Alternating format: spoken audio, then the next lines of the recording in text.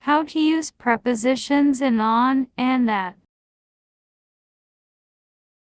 The prepositions in on and at are used to indicate location or time, but their usage differs. 1. In describes something within a space or area. For example, in a room, in a city, in a box. 2. On refers to something placed on a surface. For example, on the table, on the wall, on the floor. 3. At indicates a precise point or location.